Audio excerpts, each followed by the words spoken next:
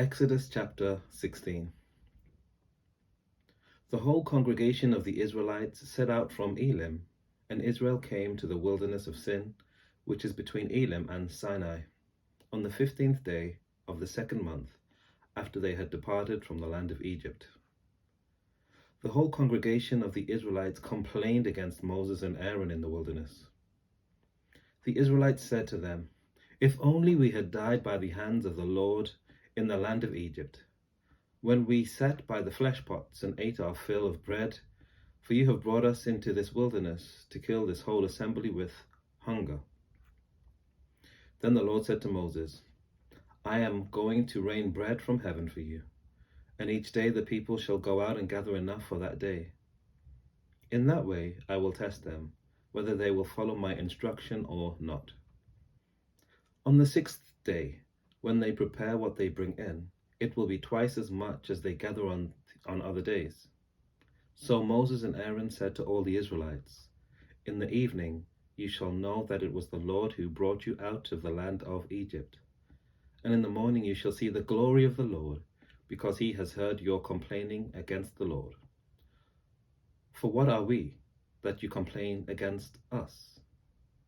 And Moses said, "When the Lord gives you meat to eat in the evening, and your fill of bread in the morning, because the Lord has heard the complaining that you utter against him, what are we?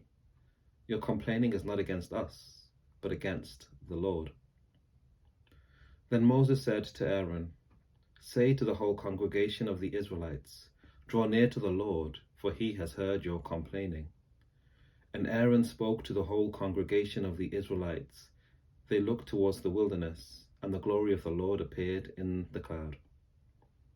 The Lord spoke to Moses and said, "I have heard the complaining of the Israelites. Say to them, 'At twilight you shall eat meat, and in the morning you shall have your fill of bread. Then you shall know that I am the Lord your God.'"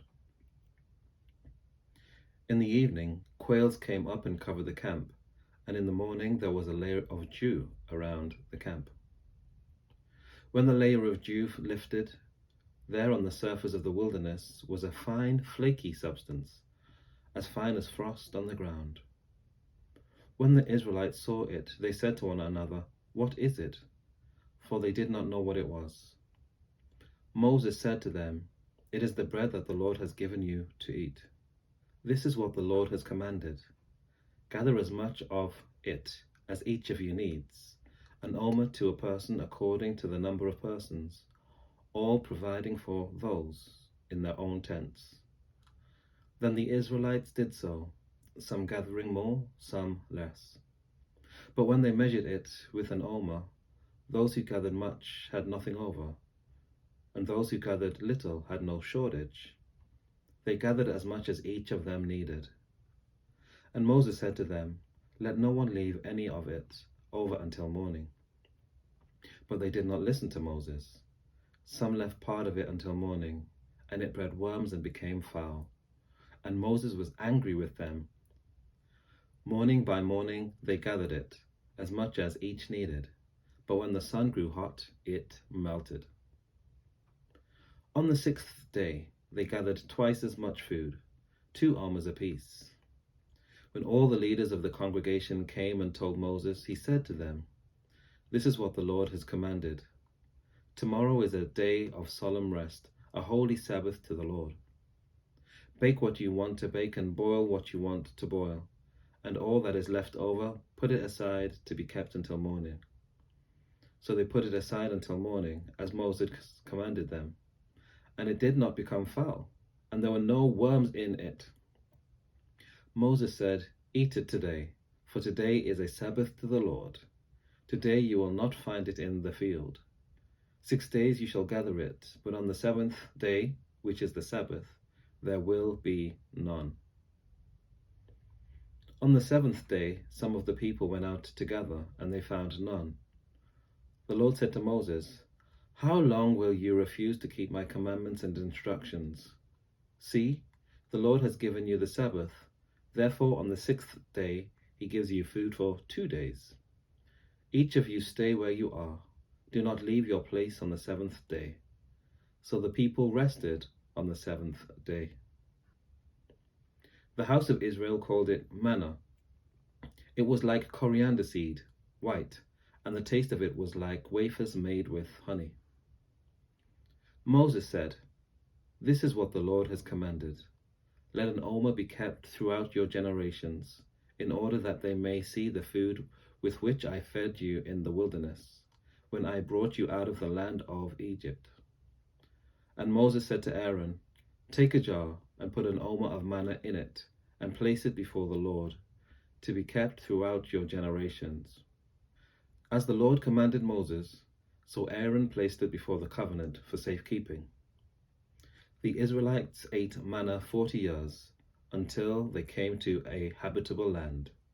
They ate manna until they came to the border of the land of Canaan. An omer is a tenth of an ephah. Exodus chapter 17. From the wilderness of Sin, the whole congregation of the Israelites journeyed by stages, as the Lord commanded. They camped at Rephidim, but there was no water for the people to drink. The people quarreled with Moses and said, "Give us water to drink." Moses said to them, "Why do you quarrel with me? Why do you test the Lord?" But the people thirsted there for water, and the people complained against Moses and said, "Why did you bring us out of Egypt to kill us and our children and livestock with thirst?" So Moses cried out to the Lord, "What shall I do with this people? They are almost ready to stone me." The Lord said to Moses, "Go on ahead of the people and take some of the elders of Israel with you. Take in your hand the staff with which you struck the Nile and go. I will be standing there in front of you on the rock at Horeb. Strike the rock and water will come out of it, so that the people may drink." Moses did so in the sight of the elders of Israel. He called the place Massah and Meribah, because the Israelites quarreled and tested the Lord, saying, "Is the Lord among us or not?" Then Amalek came and fought with Israel at Rephidim. Moses said to Joshua, "Choose some men for us and go out. Fight with Amalek. Tomorrow I will stand on the top of the hill with the staff of God in my hand." So Joshua did as Moses told him and fought with Amalek, while Moses, Aaron, and Hur went up to the top of the hill. Whenever Moses held up his hand, Israel prevailed, and whenever he lowered his hand, Amalek prevailed. But Moses' hands grew weary, so they took a stone and put it under him, and he sat on it. Aaron and Hur held up his hands, one on one side and the other on the other side, so his hands were steady until the sun set. And Joshua defeated Amalek and his people with the sword. Then the Lord said to Moses, "Write this as a reminder in a book and recite it in the hearing of Joshua. I will utterly blot out the remembrance of Amalek from under heaven." And Moses built an altar and called it, "The Lord is my banner." And he said, "A hand upon the banner of the Lord. The Lord will have war with Amalek from generation to generation." Exodus chapter 18. Jethro, the priest of Midian, Moses' father-in-law, heard of all that God had done for Moses and for his people Israel, how the Lord had brought Israel out of Egypt. After Moses had sent away his wife Zipporah, his father-in-law Jethro took her back, along with her 2 sons. The name of one was Gershom, for he said, "I have been an alien in a foreign land," and the name of the other Eleazar, for he said, "The God of my father was my help, and delivered me from the sword of Pharaoh." Jethro, Moses' father-in-law, came into the wilderness where Moses was encamped at the mountain of God, bringing Moses' sons and wife to him. He sent word to Moses, "I, your father-in-law Jethro, am coming to you, with your wife and 2 sons." Moses went out to meet his father-in-law. He bowed down and kissed him. Each asked after each other's welfare, and they went into the tent. Then Moses told his father-in-law all that the Lord had done to Pharaoh and to the Egyptians for Israel's sake, all the hardships that had beset them on the way, and how God had delivered them. Jethro rejoiced for all the good that the Lord had done to Israel in delivering them from the Egyptians. Jethro said, "Blessed be the Lord who has delivered you from the Egyptians and from Pharaoh. Now I know that the Lord is greater than all gods, because he delivered the people from the Egyptians when they dealt arrogantly with them." And Jethro, Moses' father-in-law, brought a burnt offering and sacrifices to God. And Aaron came with all the elders of Israel to eat bread with Moses' father-in-law in the presence of God.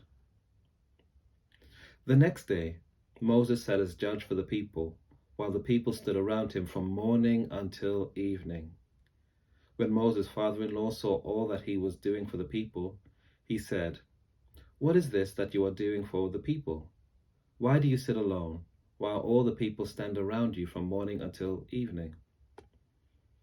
Moses said to his father-in-law, "Because the people come to me to inquire of God. When they have a dispute, they come to me and I decide between one person and another, and I make known to them the statutes and instructions of God." Moses' father-in-law said to him, "What you are doing is not good. You will surely wear yourself out, both you and these people with you. For the task is too heavy for you. You cannot do it alone. Now listen to me. I will give you counsel, and God be with you. You should represent the people before God, and you should bring their cases before God. Teach them the statutes and the instructions, and make known to them the way they are to go and the things they are to do. You should also look for able men among all the people, men who fear God, are trustworthy, and hate dishonest gain. Set such men over them as officers over thousands, hundreds, fifties, and tens. Let them sit as judges for the people at all times. Let them bring every important case to you, but decide every minor case themselves. So it will be easier for you, and they will bear the burden with you. If you do this, and God so commands you, then you will be able to endure, and all these people will go to their home in peace." So Moses listened to his father-in-law and did all that he had said. Moses chose able men from all Israel and appointed them as heads over people, as officers over thousands, hundreds, fifties, and tens. They judged the people at all times. Hard cases they brought to Moses, but any minor cases they decided themselves. Then Moses let his father-in-law depart, and he went off to his own country. Take care, God bless, and I'll see you next time.